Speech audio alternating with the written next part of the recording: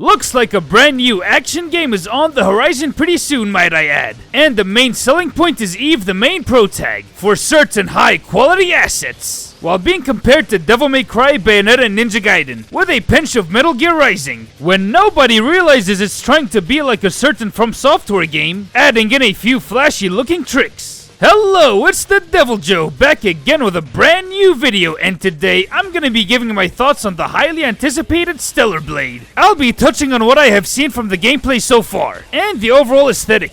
I'm not gonna be touching on the plot since it's pretty ambiguous at this moment. I'll also be diving into what the game's current selling point is right about now. Without further ado, let's jump right into its gameplay. When it comes to how it plays, a lot of people on Twitter, or X as it's called now, fuck it, I'll keep calling it Twitter. I see a few people comparing it to Metal Gear Rising, DMC, Bayonetta, plus Nier Automata. Since all these titles involve playing as a cyborg or a metahuman, slashing up ugly looking monstrosities, using a sword while shooting them up from time to time. However, I have come to the realization that these games give you a lot more freedom than what Stellar Blade gives you in combat. Devil May Cry and Ninja Gaiden both prioritize completely different things. Both of them hand the absolute freedom to bully enemies however you like.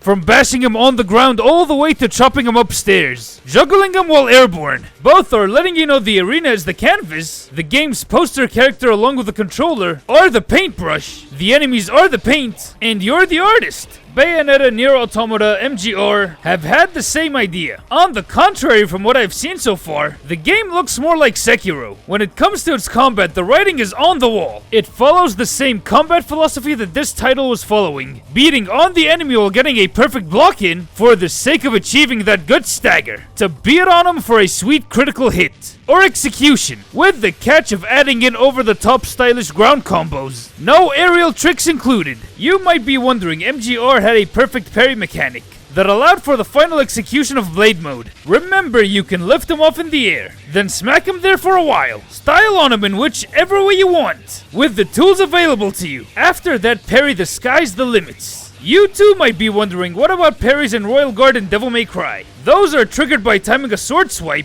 at the exact same time you're getting hit, for a staggering clang. Then you're free to thrash him around in however way you see fit.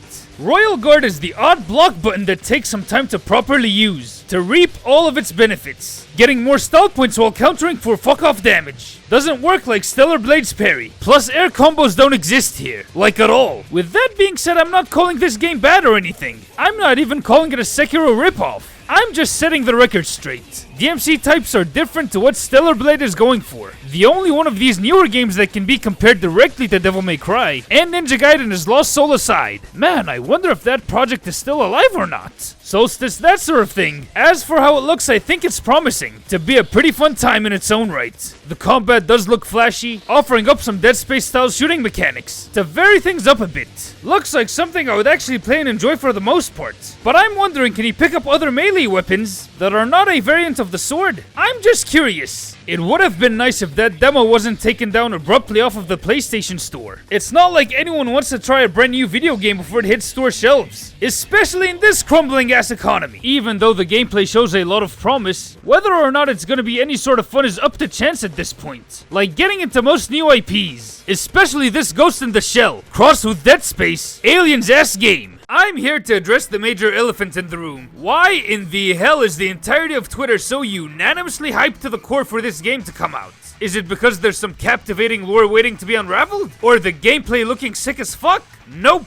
Are the graphics any good? Not even that. None of those reasons. It's because of Eve's extra thick dump truck of a backside. Don't get me wrong, it's a beautifully rendered pair of ass cheeks that I, a straight hot-blooded male, really wants to have by his side at the moment. On the other hand, if that's all what the game has to offer, and nothing else, then what's the point? The hub is available, and last time I checked it was for free. Because of BlackRock, by extension Sweet Baby Inc., gaming journos, and other asshats who, let's be honest, shouldn't even be working in video games. All what they do is forcibly inject all the real-world political views into a lot of popular IPs they can get their hands on. When anybody decides to criticize them, they wind up harassing gamers, calling them racists. or whatever flavor of phobic they decide to name drop them as. They so happen to end up calling devs sexist whenever they end up putting in any female characters with the slightest pinch of sex appeal, going so far as to label anyone who enjoys these titles as misogynists. Same shit happened with Bayonetta and Nier Automata. Both of these games sold like hotcakes anyways, but in recent months ESG scores have been rearing their ugly head in entertainment. As a whole, scratch the recent months thing, it's been going on for a couple of years now. Naturally, if the gaming audience that has been harassed by journos and other industry shills find the game that shits on ESG elements entirely, even if it's by a single character design, naturally they're gonna gravitate towards it. But here's where the problem lies. Most of the advertising and the conversation that revolves around the game involves putting a 4K rendered ass on a huge ass pedestal that's way higher than the Burj Khalifa. I had a hard as Johnny Sins' rooster time finding any gameplay footage of Stellar Blade. For this video, hell, I haven't even seen a lot of people bring up anything regarding how the game plays or what it's about. All what I have seen on Twitter is the praise of the mighty booty. There are a ton of games that had main female characters with great assets, plus the huge back bumper, but the gameplay was the thing that ended up carrying the game. The voluptuous hourglass waifu you're playing as was the cherry on top of the already delicious cake, not the entire,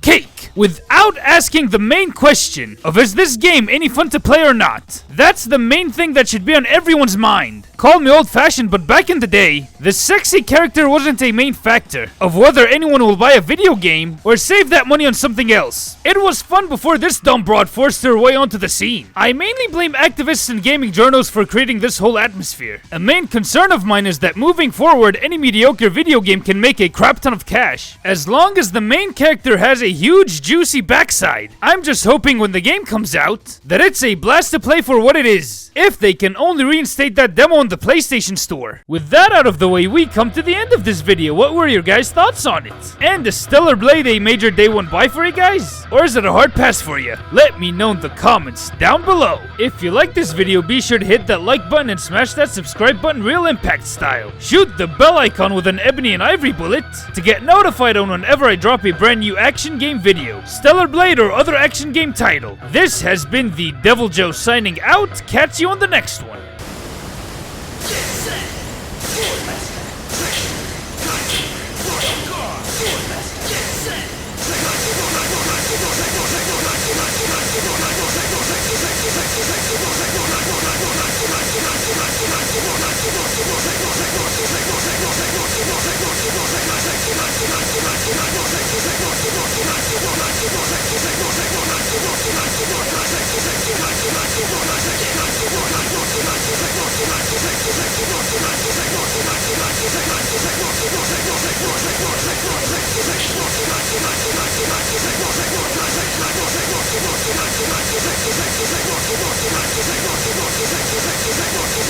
Seguro.